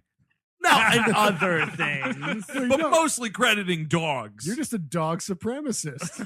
You don't actually care about women directors. You just want the dogs. Wait, which dogs, though? Tom Hanks has a dog. Where's the other dog? There's a dog in this elevator scene that should not be credited in this film. Does get a credit. That's why I'm saying, like, Oh, this is oh, special care.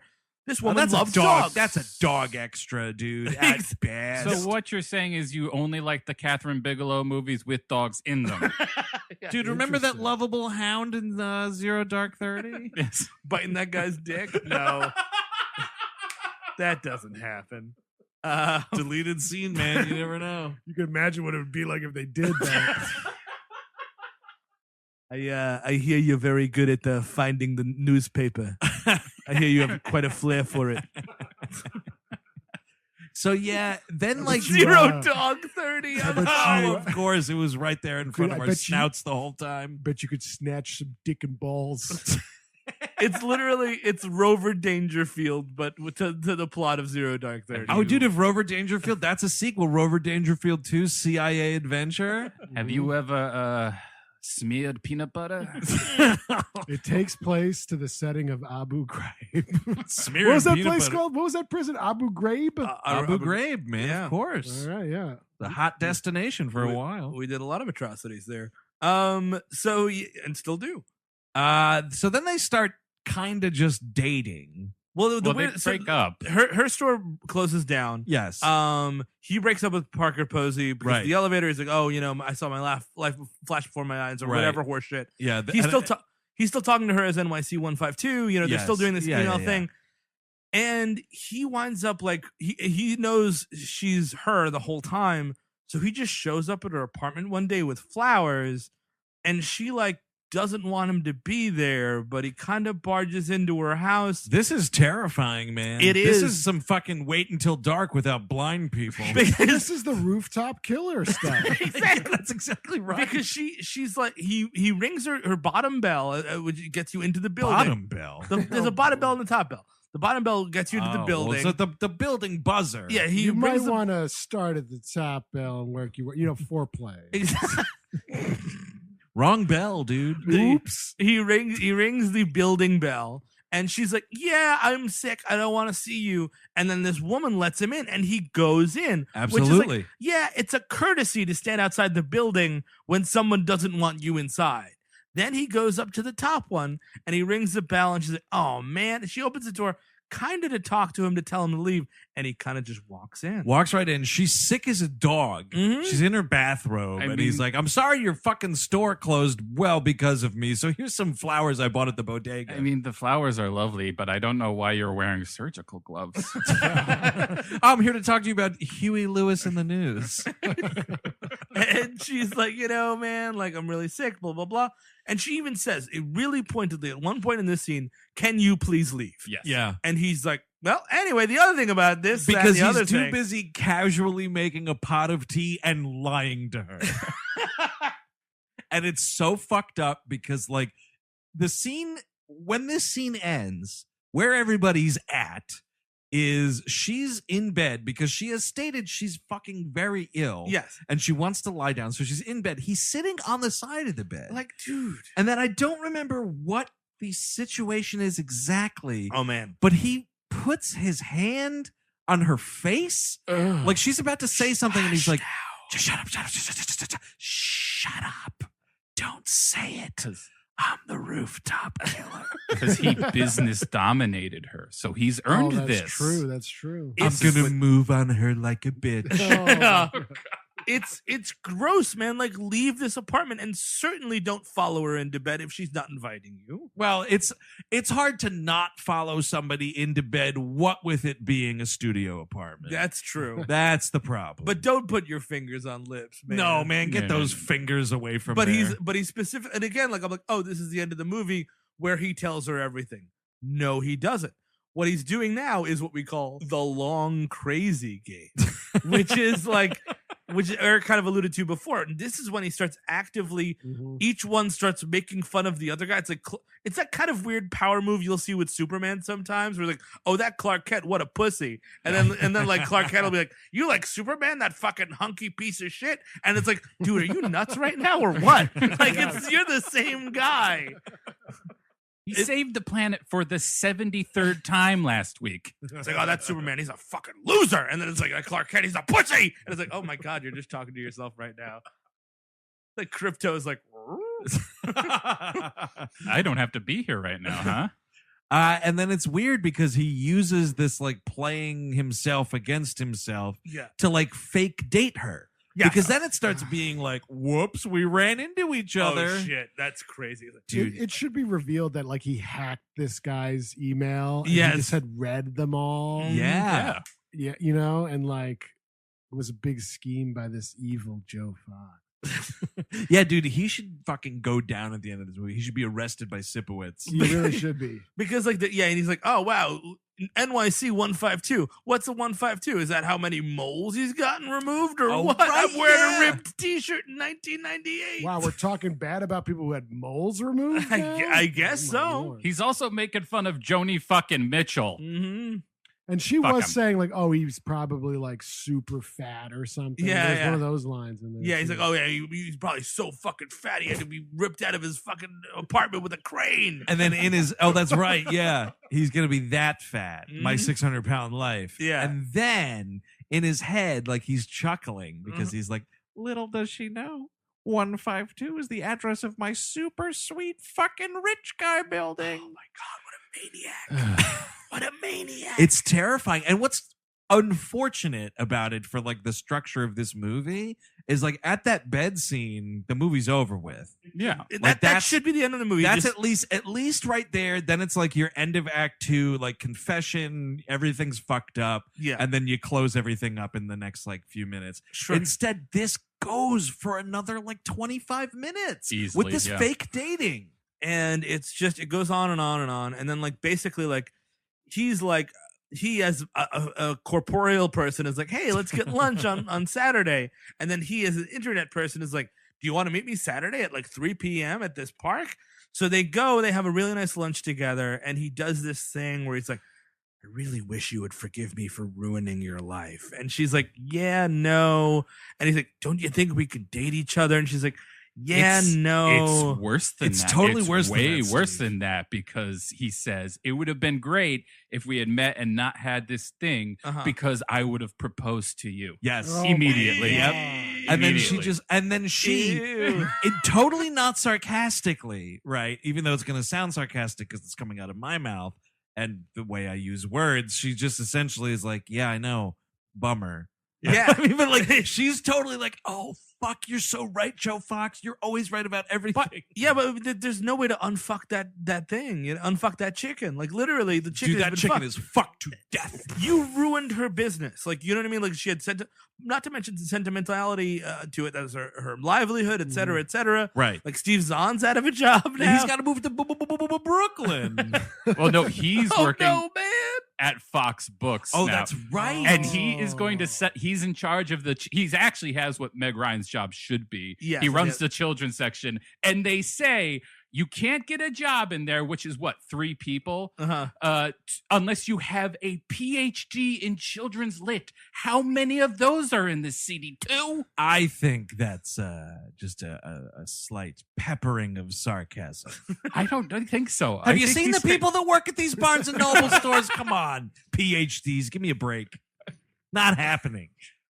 You can't work at a bookstore unless you got PhDs. Honestly, though, you know, she might not have had to close this bookstore if she just culled this staff down. You know what I mean? Like, That's sorry, true. Zahn, get out. Here's my question: is Gene Stapleton taking anything home? Yeah, that's a Or are question. you just a sad old volunteer? Well, she's working. Which is worse? She's working the stock market, as we hear. She I'm bought ju- I'm- Intel at 6. Oh, that's oh man, I'm just working throwing there up. for books. I get paid in books. In it for the free books. Actually, that's not bad. If you don't have to worry about money getting paid. In Oh yeah, books. if you can capitalize on someone's Yeah. dementia, go for it. Oh yeah, if you're like 80 years old and you're just getting paid in children's books, Oh, wait, that's so- fucking great. That's So how you're they pay- capitalizing on her dementia. So you're not actually paying her in books. You're paying her in like grocery store flyers. Yeah. Here's another book, Gene Stapleton. That's actually how they pay Walmart greeters. That's actually true. Yeah. Here you go, you old sad fuck who couldn't Yeah. afford to retire. Here you go. Coupon for Q-tips. Get fucked. Roll back Monday. Isn't it cute that E-Trade commercial where it's like, isn't it amazing how no one's gonna retire? You don't want to be one of these sad old fucks. Oh man, it is crazy how we make a fucking huge socially economic disaster look cute. It's Mhm. adorable. It's It so is. fun. It's pretty. It's gonna be it's- great to die at my desk. And it's actually going to be fun. It's going to be fun and romantic. I just gotta eventually. follow that little green line or whatever the else fuck those commercials tell me to do. Jesus Christ, we're screwed. So she's like, I really have to meet this other guy, and he's like, well, okay. And then she leaves, and he's told her the name of his dog, which is Brinkley. And like she's in the dog park waiting for him, and you hear you see the dog first, and it's barking. He's like, Brinkley, and he comes around the corner, and it's Tom Hanks. And she does this Meg Ryan cycle of emotions in her face, Yes. where it's like, fuck this guy. Oh wait, it's that guy I like. Oh my God, what? And like she just Hey, a kind of goes dog. through all this stuff. And Somewhere Over the Rainbow is playing in the back, Oh, man. Now, which version was it though? I don't think it's the original. No, but I mean, thank God it wasn't that one with the ukulele. Was Oh, that no, we're one? not, no, we're not I at a don't bad think we're wedding. there It's yet. fine. I don't think we're there yet. But yeah, I mean, here's the thing. This movie, while not being longer than Star Wars, but longer than Raiders, right in that sweet spot. Uh-huh. At this point, I mean, you've already fucking wasted my night. Sure. Make it just a little bit longer because what we need here is the initial please go fuck yourself to Yeah. death. Mhm. Yeah. And then maybe like a 6 months later thing, and then they like bump into each other. Maybe it's at a Starbucks. If there was ever a movie that needed a she's all that moment, it's all ooh, I was a bet, and then like they break up and then they don't. You know what I mean? Like it's that's insane that she just sees this dude who she just saw and is like, yeah, I'm cool with it. because credits are coming in 30 seconds. So she has like 10 seconds to say, you know, I wished it was you the whole time. And No, it's like, you bull don't. effing shit, No lady. fucking way. Are you Mm. kidding me? You And were then- wishing it was Army Hammer like everybody else. You know what I mean? Like, and you know it's not Army Hammer, but still. Meanwhile, you cut back to the fucking Upper West Side 79th Street Basin, man, and Dabney Coleman is covering himself in gasoline and lighting that boat on fire. That's the fucking deleted scene I want to see. The cops are coming. Exactly, dude. Fox Books is going under. That'd be great. That would actually be awesome. Dabney Coleman cocks it up so bad the whole thing goes under, and Tom Hanks is just a fucking measly old regular person. Oh man, yeah, and he goes to jail forever. Well, I mean, Like all the financial crimes are pinned on the son. like he doesn't ever redeem what he does to her. Like, no. No. and It's it's never not. addressed. Well, because you know it's a power move, and he saw The Godfather. I mean, yeah, it's, dude, they're just going to the mattresses, literally and figuratively. it's the 90s version of a thirst trap. Heavy trap, less thirst. Yeah, I mean, it's just weird. Like the movie needs to like they kind of say that, oh, she's writing now, and she has this thing of like, you know, I never would have wrote this book if not for my fucking store going under and like, you know, all this turmoil. I'm finally writing this children's book. All I had to do is disintegrate the relationship with a pretty good dude that I was with and lose my family business that's been with me for decades. So it was good. It was a good thing. All this, the corporate takeover of everything, it's awesome. you know what? Here's the thing, though. If the book that she writes is like Harry Potter level successful, that's it. It would be totally worth it. sure. It would be. It should be a manifesto. Yeah, I think so. Recycling is fake. I mean, I love you, but I don't know if we could put this in Fox Books. Wait, composting is fake? That doesn't even make sense. What the fuck? Wait, this fold out part, is this how to make a rifle? Oh my God. Did you Soap just gun. declare war on the ATF in this book? I mean, the illustrations are great, but weird. Is that supposed to be Jesus or you? Both? Now, tell me, is this how to make your favorite poison section? Is this all correct? Wait, you've been feeding me those mushrooms? What? And then we somehow just go to credits. Mhm. This it's movie is it's a quick one. it's allowed to end like Mhm. that. It's fucking outrageous. What about the other 6 ladies he's running this scam on? That's my question. That is a Oh, great question right. because he's a dude in a chat room. He's got tons of shop girls. Exactly. Shop girls. Some of them bite, some of them don't. You Oh, know, I you know, see. like he's Oh, just it's he's a putting the numbers fucking game. the bait out in the water, man. See what bites. He's probably got like some lady in California he's going for. yeah. sure. Mhm. That's the sequel. Green Lady 129 or something. Green lady. Who hasn't been seduced by the green lady? I'm gonna be seduced by her as soon as you fuckers get out of Oh, my house. you know what? The screen name was Green Lady 420. Oh, Oh, of course. right. That's exactly right. That's exactly what it is. I always like getting high in the mornings. New York is waking up. Oh, you bet it is. There's just something about wake and baking in the fall. If I knew your name and address, I would send you a box full of shake. Thanks. Thanks for your dry shake.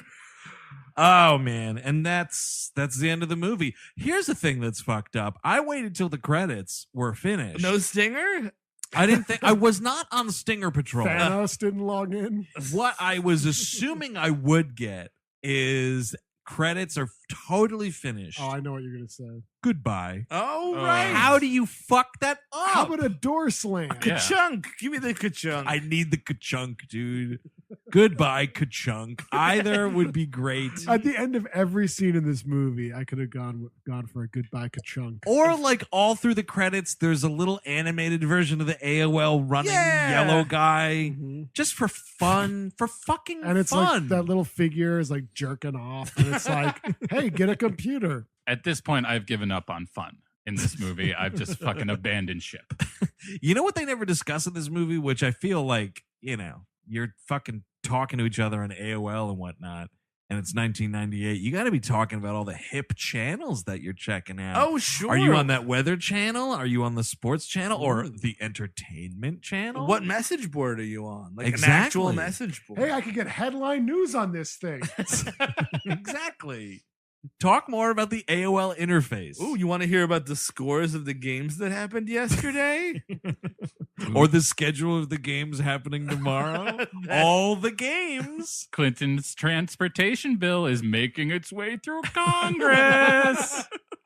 And that's all we have to tell you. You know the sad AOL interface thing that's burned in my brain? I remember logging onto AOL, and right there at the front page was fucking America Online told me that Phil Hartman died. Oh, wow. Oh, really? Yeah, and I was like, oh, fuck you, AOL. God damn you. I'm moving over to Netscape. Did Phil they tell you 2 days after it actually happened? No, I think it was pretty of the minute. Did you click on it and it said goodbye ka-chunk? I got ka-chunked right out of there, You man. got ka-chunk right out of this mortal coil. So that's You've Got Mail. Would anybody recommend this movie? I think it's a pretty solid hangover movie. I mean, this thing takes fucking forever. Nobody really raises a voice. The stakes are incredibly low. Oh, they sure are. Like if you're getting Texas drunk, like I will be in exactly 3 weeks, this is where you kind of want to be.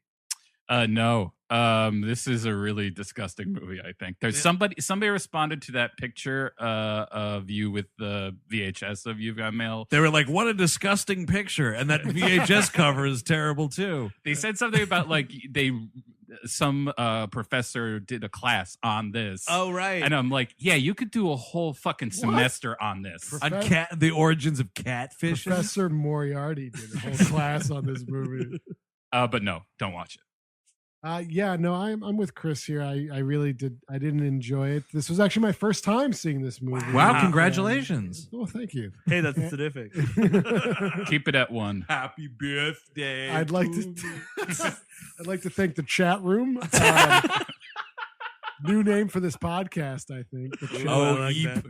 The chat room. ASL and all that. No, I wouldn't recommend it. I did not enjoy this. I will recommend this movie. It's an innocuous hangover movie. You can sit through it and just look at it. Look at pretty Tom Hanks, pretty Greg Kinnear, pretty Meg Ryan. This might be the pretty Gene Stapleton. Pretty Parker Posey. This could be the brownest movie in the history of existence. What? There is so much earth tones on everybody and everywhere. It's the late 90s, man. We love dressing like trees. Dude, man, bring it back. I am team Earth Tones. Okay. Oh, really? Yes. You sit there in a fucking black t-shirt and a black pair of jeans and a black pair of shoes Wow. with a black fucking headset on. Yeah, but I do have a brown coat at home. I want to bring it. I'll bring Wait, it in soon. But do you also have a black hat Cadillac? No, but I do This have boy is a time bomb. Oh, you took it from me. I'm sorry. Oh, well, Ruby Soho'd all that. That's You've Got Mail from 1998, directed by Nora Ephron. We certainly hope you have yourselves a nice Valentine's Day tomorrow. For more We Hate Movies, check out WHMPodcast.com. Find us and a bevy of other funny shows over at HeadGum. If you want a whole other episode this month, you should do what Eric told you to do, which is go onto our Patreon and get our episode on Man of Steel. That's right. The first Zack Snyder Superman abomination. As well as Will Smith's Bright Orc joint called Bright. Right. Yes. And to check that out, just go to AOL.com. Patreon.com. Keyword We Hate Movies. Keywords. Wow. Patreon.com/We Hate Movies. And I do want to mention that also when you contribute, you Yes. will also unlock, I think there's like 17 episodes of Animation Damnation, at least right there That's for wild. you to instantly binge on. And that's at the $5 level. If you go up to the $8 level, you'll get 17 episodes of Nexus and a bunch of great commentaries on movies like Taken and the Twilight movies and other stuff too. Like us on Facebook, follow us on Twitter. We are at WHM Podcast. And of course, right into that mailbag, we all hate movies at gmail.com. Oh, I forgot. In 2 days' time, on February the 15th, no one's listening right now, but on February 15th at 7 p.m. on Facebook Live, we will be drawing your listener request month requests. Right. That is Oh, correct. wait. Now I'm being handed another news briefing. Uh-oh. We have a TeePublic store you should check out. We There got you some go. merch. There's a new Coma Cat t-shirt. If you like the Hard to Kill episodes, right there for you. Totally. And Coma Cat t-shirt was, of course, designed by our good friend Felipe Sobrero. So yeah, I think that's gonna do it for this week. Now, what's up next on We Hate Movies? We're staying in the romance zone, I think. Are we? That what we're doing? It is a movie. It is The next episode is going to be all of us making out. yes. Oh, A lot cool. of smacking. Kissing vids. It is a Jim Belushi erotic thriller. Oh, my Called- boner's calling. Traces of Red. Ooh, Traces of Red. Now, this is not the one. Is it or is it not the one with him and Linda Hamilton where he gets the shit beat out of him hilariously? I think this is Is it? Because that that's it? there No, might be wait, multiples that of might that. be Separate Lives. I think that's Oh, it's Separate Lives. Lives, but that is an additional Jim Belushi erotic thriller. Either Wait, way, she's also his wife in fucking Mr. Destiny. Did they have this thing for a while now? Oh, we were like Hepburn and Tracy. Oh, he wishes. Jim's rib. holy shit. Until next time with Jim's Rib, I'm Andrew Jippin. Steven Sadak. Chris Cabin. Eric Siska. Goodbye, ka-chunk.